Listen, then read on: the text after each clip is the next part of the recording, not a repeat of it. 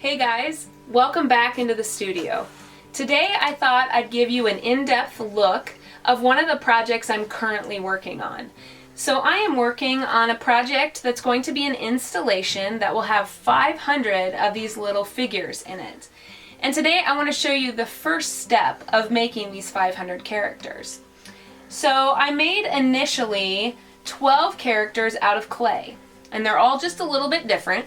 And when I was done with those, I decided to make a mold out of them to make this process way more easy. So each mold has a silicone inside with a plaster outside for stability. So the first step in what I want to show you today involves me taking this mold apart. So the first thing I'm going to do is put my trusty safety goggles on. I have a tendency to shoot plaster all over the studio when I'm doing this. So you'll notice I've got tons of rubber bands here, and each of the rubber bands is between each figure that I've poured. This keeps my mold together and keeps the plaster from running out at the bottom.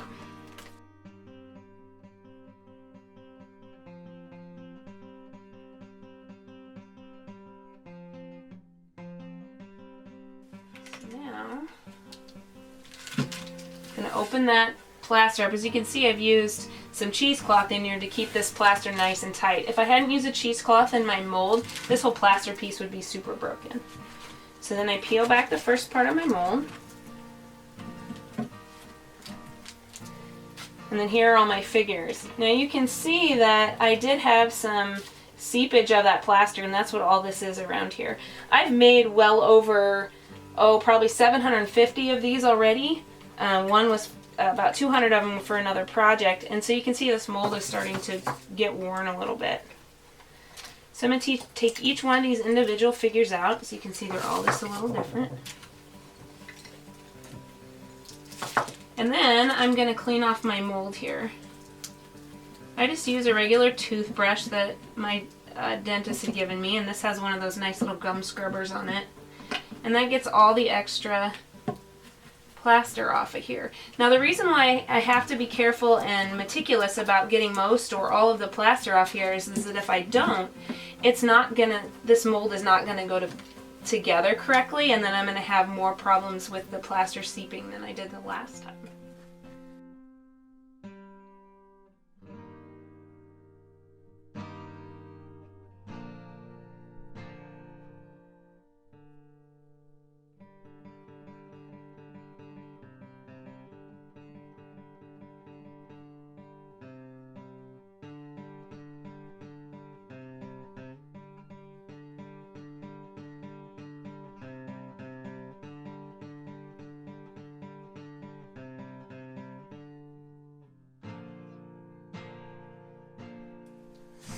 You can see this side of the mold has the same thing.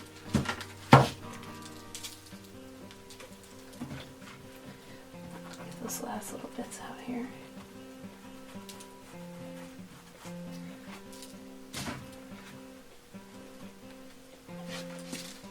Okay.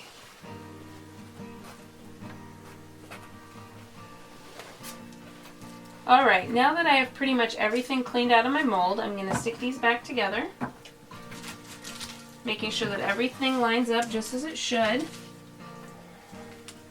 The better things line up, the better the mold is going to keep plaster from falling out of the bottom.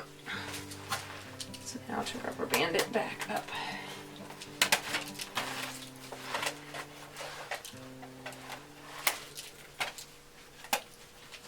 One of the things I find so fascinating about being an artist is this tendency to find things and reuse them for multiple applications. And I think of that as I'm putting these white rubber bands on, because recently I bought some rugs for my living room, and these rubber bands were around the rugs when they came in the mail, and the first thing I thought was, oh, those are going to be really great on my molds. So I brought them down here, saved them and brought them down here, and they've been wonderful.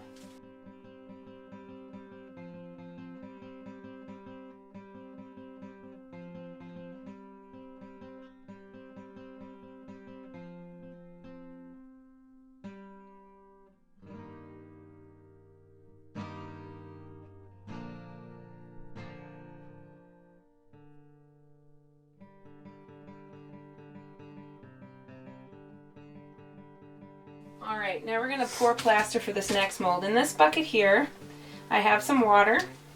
And I've done this enough times that I have marked out on my bucket where the line is for my water.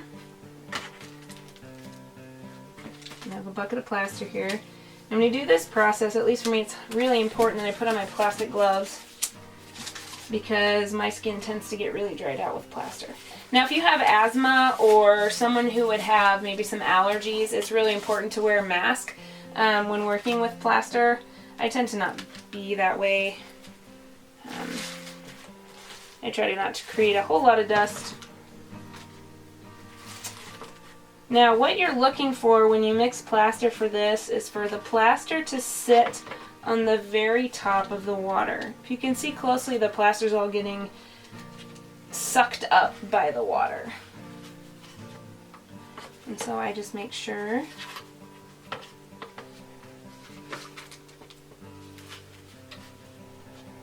there we go, now I'm creating dust.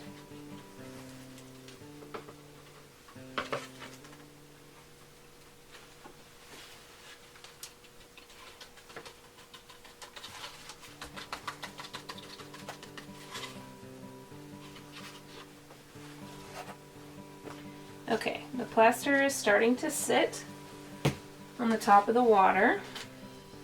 Now I'm going to stir it up. Stirring the plaster starts the chemical reaction between the plaster and the water. And once that starts, you don't have a whole lot of time to get it as smooth as you want it and pour it into the mold.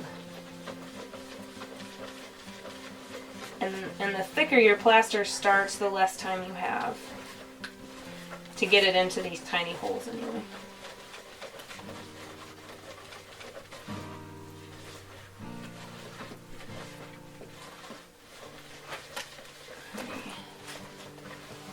So I have it all mixed up. Pour it into this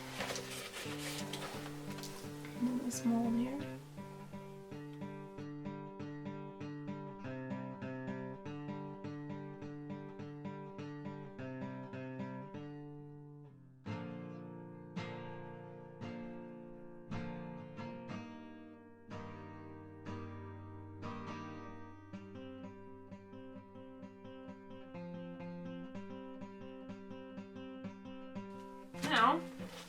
Now that's poured and ready for the next time for me to unmold it, I want to show you what I do with these characters next. So when I'm all done with this series, I have these other 12 from the last series that I need to work on, right? So each one of them has to have the pour cup removed. That's this little section right here that's attached to the bottom of my figure so I can pour the plaster into it. So I just take that off, trim off the bottom, and then I have to trim all the little seams out along the edge here.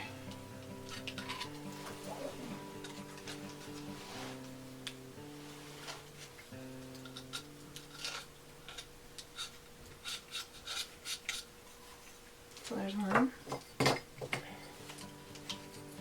Show you another one here. So you cut the pour cup off, trim up the seams.